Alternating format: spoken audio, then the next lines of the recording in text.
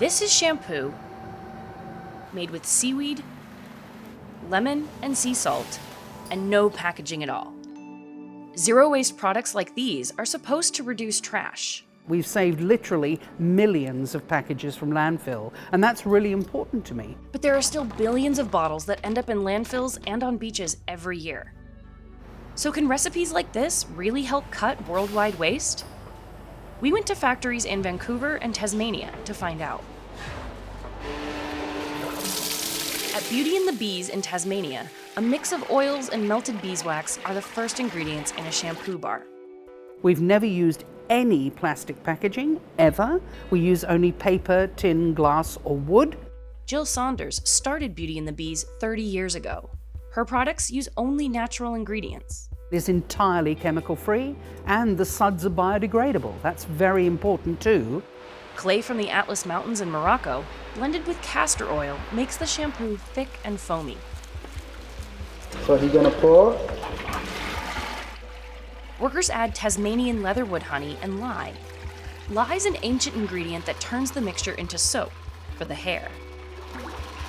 The clay, oil, beeswax, and lye become a liquid shampoo that's then poured into a bin and wheeled into a drying room where it sits for 2 days.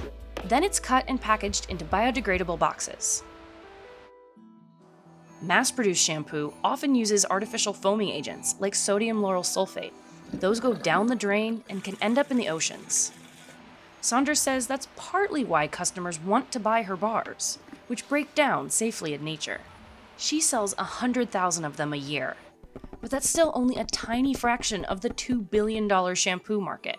It's extremely hard to get people to understand shampoo bars. People are beginning to understand, but it is still very fringe. Fringe because mass-market shampoo in plastic bottles dominated store shelves and TV ads for decades. A new shampoo with vitamins, minerals, protein. But experts say a growing number of consumers, especially millennials, now want to buy biodegradable beauty products. This is something that we are seeing happen in the shampoo category, where how matters, like how the product is made.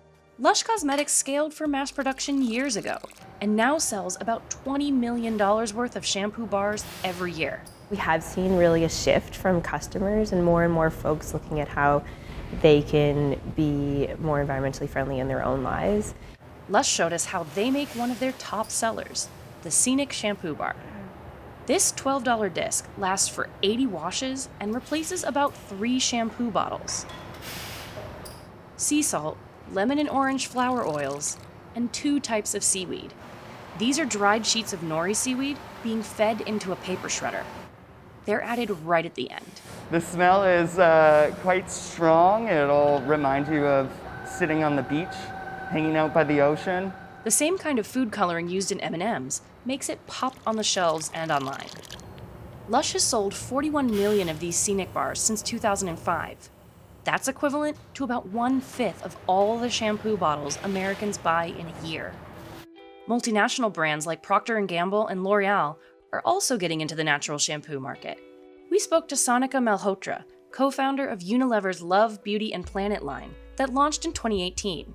The shampoo bars sell in more than 40 countries and in retailers like Target and Walmart. So we need to crack technologies where we are able to find materials that sort of replicate all of these barriers, these properties that this material has, and that's not easy. Unilever shampoo bars are still niche compared to their legacy brands like Suave and Tresemme.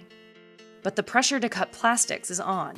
In 2019, a Greenpeace campaign tagged manufacturers on widely circulated photos of trash and singled out Unilever as a major source of plastic garbage, along with Coca-Cola, Pepsi, and Nestle. Now we can pick up our smart devices and look like, hey, what's the brand's opinion on this?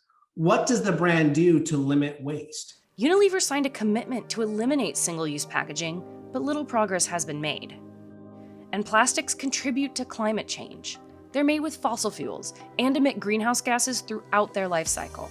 Many countries have banned certain types of plastic packaging. When we think about real solutions, we have to look at systems change and who is accountable for that. It's corporations and industry. Break Free from Plastic runs beach cleanups where volunteers tally up the trash associated with specific brands. Breakfree's global head of communications says all this plastic garbage won't go away with just shampoo bars. These sorts of products are still putting the onus on individuals. There's something really strong about wallet power, but it is a drop in the bucket in terms of the solution to be focused on. And small businesses like Jill's face obstacles to scaling up, like steep shipping costs and expensive ingredients.